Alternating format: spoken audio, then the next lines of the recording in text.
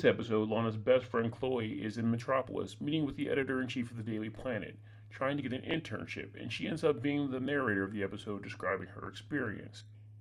The story starts just outside a sorority house at Metropolis University, where a lucky pizza delivery guy delivers to a group of hot bikini-clad sorority girls. They entice him into a hot tub before eventually fanging out and feeding on him. When an episode starts like this, you know it's going to be good.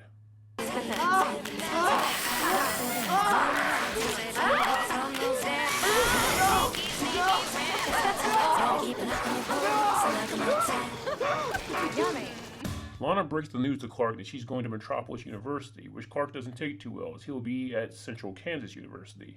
She claims that she's going to rush at a sorority in hopes of getting housing, so she doesn't have to stay with Chloe, and that sorority just happens to be Tri Psi.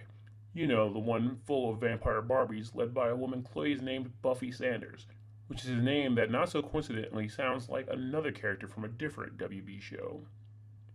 Fast forward a week, and Lana happens to be the only one picked to join. That's when the sorority reveals they're all vampires. There is just this little initiation thing that we have to do first. What the hell are you? We're Tri Psis, the hottest vampires ever.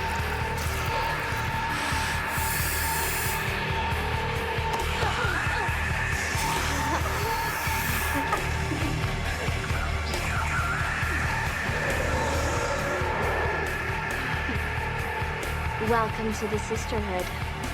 The next day, Lana wakes up in Chloe's room, seeming like she's a bit hungover, but up until the point Clark comes to visit, that all changes. Once he shows up, she perks up immediately as she all of a sudden is very turned on by his scent.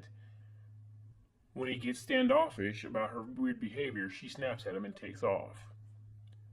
Back at the sorority house, Lana and her new friends do normal sorority stuff, like drinking and throwing each other down flights of steps and breaking their necks for fun. This is how they inform Lana that she's immortal, and this is the first time we also see her fangs.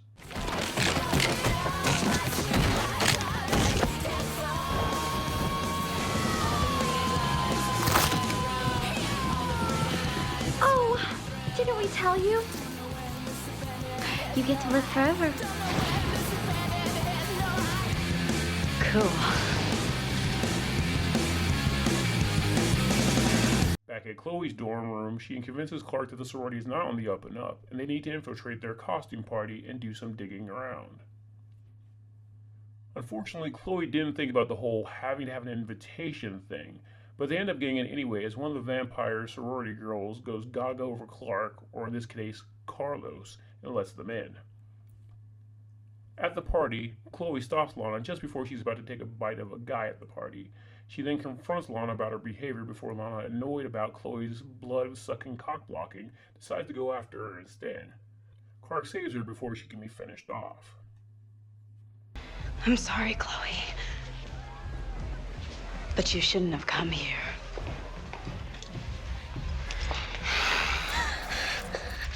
Oh, sweetie, this isn't a movie. Lana?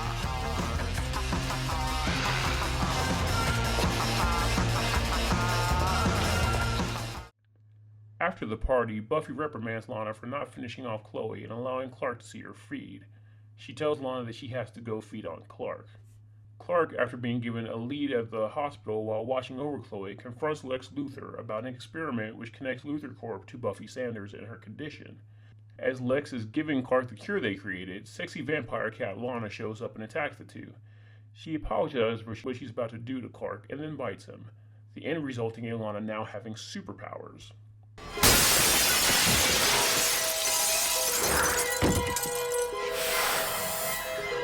Lana?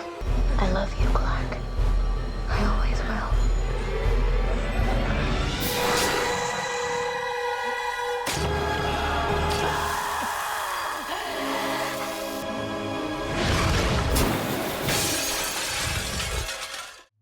Lana then takes Clark back to the sorority and tries to convince Buffy to spare him.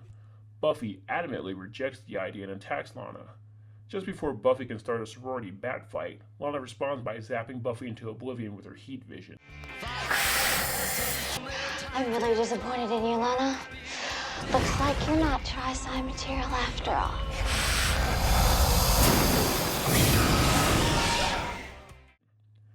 Lana then goes to explain to Clark that she intends on turning him so they can be together forever. And just when she goes to give him the vampy French kiss, he jabs her in the heart with the serum, curing her.